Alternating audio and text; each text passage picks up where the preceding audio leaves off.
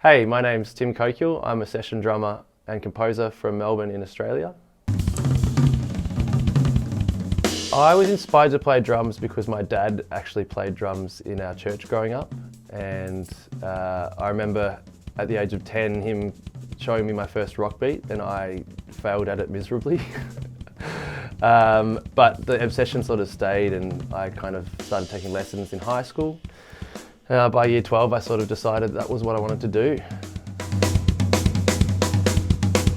So I took drum lessons kind of from maybe sporadically from year 7, kind of got private lessons in year 9, and then in BCE year 11 and 12 I was taking lessons with an amazing drummer called Graham Morgan, who's kind of a very famous Australian drummer. I think he's the most recorded Australian drummer in history actually, and he was incredible at kind of kicking me on and helping me realise my potential. From then I went to NMIT and studied music performance, learning from a drummer called Jerry Pantazis, another big inspiration for me and a real motivator that he was.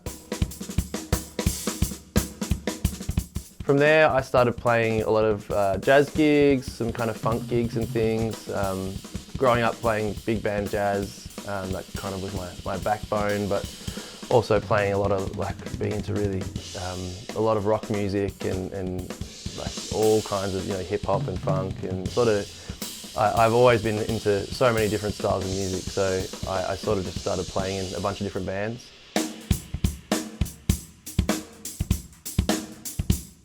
I'd say a massive highlight for me would have been, I played drums with Matt Corby for a while. I was lucky enough to play on his song Brother, which kind of took him to, I suppose, Australian or maybe even international stardom. We played this gig called the Triple J One Night Stand, which was like a regional event, and 27,000 people turned up to the little town of Dalby out in Queensland, and I just remember playing in front of a sea of people, and it was recorded on video and live streamed around the country on Triple J.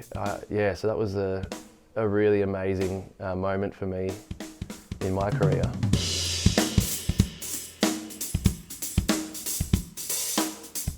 I enjoy playing in front of anyone who's connecting with the music, and whether that's a small little intimate gig in a jazz club to like a big kind of show in a theatre or an arena. I really value that kind of connection and that energy that the audience brings, because that totally informs my my creativity and how I play. So yeah, from anything from like an intimate little gig where you can kind of chat with the audience, I don't know, during a song even, to like where it's like a big show and you've kind of got this huge kind of group of people that are really into what you're doing. They're different but kind of equally enjoyable.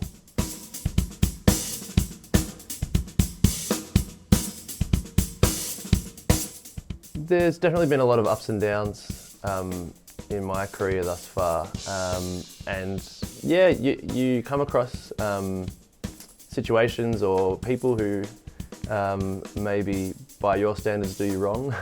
As much as you come across incredible people and work with amazing people. The hard times are definitely not easy, because you're a sole trader, you're self-employed, so you don't necessarily have anyone to kind of fight for you.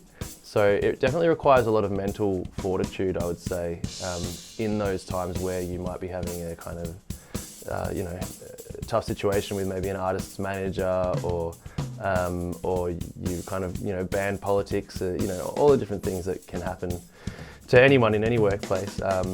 It definitely gets amplified, I'd say, in the music industry, because we're all quite emotional people. I think managing emotions is definitely difficult, but a skill that's important to kind of try and put that aside and try and be as professional as you can. That's pretty much your biggest weapon, I would say.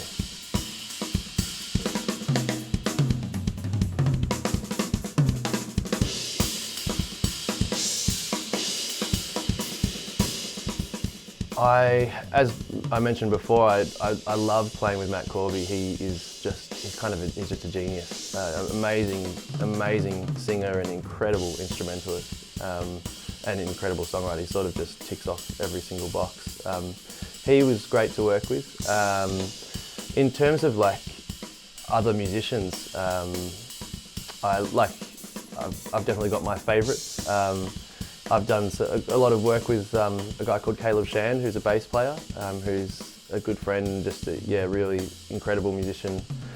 Playing in Melbourne, we play in a few acts together. There's a band called the CB3, which I'm in, which is like a live kind of hip-hop groove band. We're actually currently recording an album, which is very exciting. Also enjoy playing with a guy called Billy Davis, who's a Melbourne-based kind of pop R&B soul artist, which actually is the rhythm section of the CB3. I really love the different satisfactions that you get from different styles of music. I love the kind of the power and the theatricality of like rock, where you're really demonstrating kind of, I suppose, a tenacity, sort of translating that energy visually as much as, you know, getting a big sound on the drums. I love playing like, I suppose, improvised kind of groove music. I've always really enjoyed that kind of expression meets sort of, you know, getting people to move.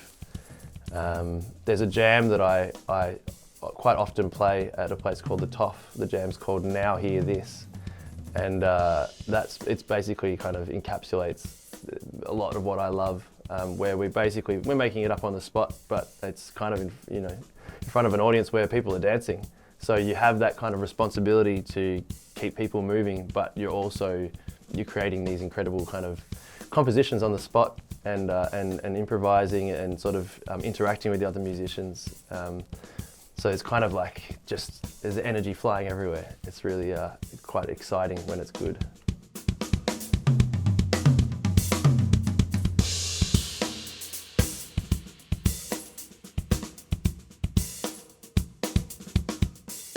I think I often struggle with parts that I've written for certain bands or groups.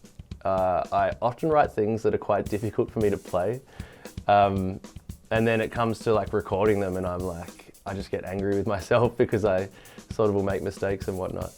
But I definitely enjoy the challenge of kind of pushing myself, and, you know, like I'll be very, often I'm inspired by drummers like JD Beck or Lewis Cole or Nate Smith or like Larnell Lewis. Those guys, I find them, I feel like they're like at the forefront of like cool, creative, improvised music. You're constantly stealing licks off them. So I'm often kind of practicing their licks, and so, you know, someone like Lewis Cole, he just has incredibly fast hands and feet, and so a lot of what he does, it's like, okay, that's the bar, that kind of speed, which is not everything, but it definitely creates a certain vibe. Being able to play things, you know, well at speed is difficult. So I definitely try and push myself in those kinds of areas.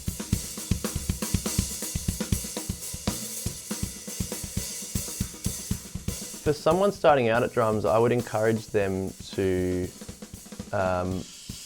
transcribe, learn as many licks as you can off the people that really inspire you, the drummers that you love. I would definitely say at the same time though, it's important to aim to have your own voice, to have your own creativity displayed in uniqueness. That's kind of the aim for every musician, I would encourage. And the way that I suppose I've gotten there or am getting there is definitely by being inspired by the guys that I like the sound of, because I'm going to kind of gravitate towards that, and then I'll incorporate that, and I'll kind of change that, bring that into what I do, and that's kind of the way you kind of help develop your own sound. So.